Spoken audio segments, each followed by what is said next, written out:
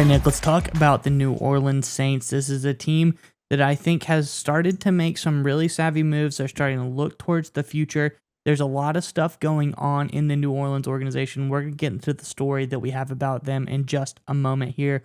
But Saints fans, the season is over, so I want to take a look back on all of the games, all of the moments from this past season, and let us know in the comments below, what was your favorite moment from last season? Let us know what moment you really cherish and what, kind of brings you hope looking forward to this 2023 season. But Nick, what is the story that you have on the New Orleans Saints?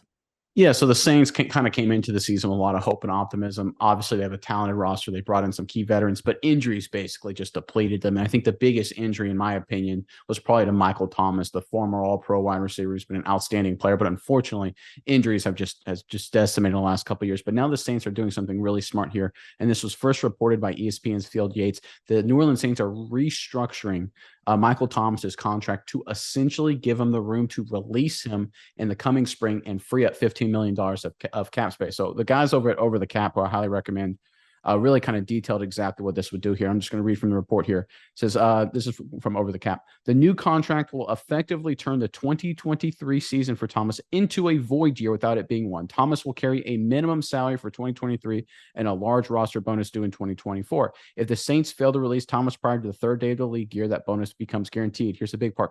This is all procedural on the part of the Saints, as now this gives them a 2-day window to declare Thomas a post-June 1st release and spread the salary cap over 2 years rather than taking the hit all in 2023. And then here's the big part here. The new contract will force the team to carry a $13.15 million cap hit and when June 1st comes around, when they exercise the June 1st designation, and that will then reduce to an $11.2 million cap hit, with $14.18 million hitting the 2024 cap, effectively creating $15 million in cap room over the original contract. So that's the big thing, right? The big thing here is kind of twofold. The Saints are going to move on from Michael Thomas. He will be a June 1 cut. For those who aren't familiar, that's usually, just a contract thing. That's where they set up the structure for veterans being released on long-term deals, is usually around the 1st of June is how they have that set up. And the number two part here is that the New Orleans Saints are freeing up $15 million of cap space. So again, I think the smart move by the New Orleans Saints as they look to get themselves out of the cap situation they're in and potentially make moves going into 2023.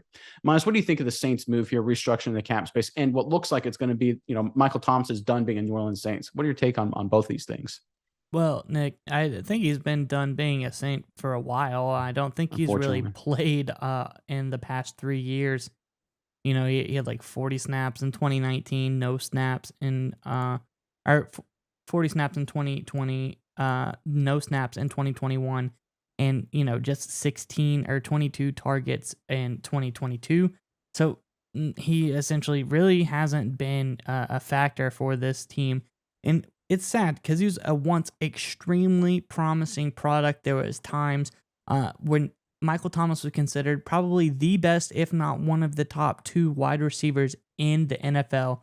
So he's got the size, he's got the speed, he's got the talent, but he just hasn't been healthy the last 3 years, Nick. So I think this is an extremely smart move by the Saints.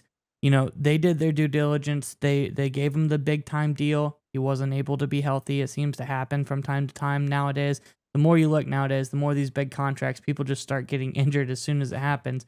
So it's sad to see, but I think it's a smart business decision for the Saints to prepare to move off of Thomas and kind of look ahead to the future, because I think the future is very bright for this Saints pass catching group, Nick. Because you look at guys like Rashid Shaheed and Chris Olave, they look pretty good so far this season. So I wouldn't be too remiss about whether or not they would miss Michael Thomas. So I think overall, good move by the Saints here. Yeah, and the thing here is the Saints do have to step back and do a little bit of a youth movement here. And right, one of the teams they're learning this from is actually the Green Bay Packers. The Over the Cap article mentioned that the strategy the Saints are using here is actually what the Green Bay, I'm not the Green Bay Packers, the Philadelphia Eagles, excuse me, what the Philadelphia Eagles have done the last couple of years to set up their cap space, so that way they can go after young players and make a lot of big moves and then make trades around the edges for key veterans. And that's exactly what the Saints are doing here. So credit to the New Orleans Saints for recognizing they need to change their cap strategy, using a team that's done a very effective job of that, the Philadelphia Eagles, and use that in their own applications here with Thomas. And you brought up a great point. They're just so young and talented at wide receiver. I think Olave is going to be a special player. He may already be in that position. I think moving off of Thomas just makes sense. And it really stinks because this is a guy who caught 149 passes in a 16-game season. I mean, this guy's unreal when he was healthy for a time there in New Orleans, but now it just makes sense to go ahead and move on from him and structure the contract in such a way to free up cap space. I think it makes a lot of sense. And this is really if you're thinking big picture for New Orleans, right? This is really what you want. You want a team to recognize, hey, look, we got to set up ourselves for success for the long term, because right now they have to make a lot of tough long-term decisions, quarterback position, maybe something with the head coach or some rumors flying around. So this is just the first domino to fall. But, I think it's a good sign that the Saints are making smart moves this early in the offseason.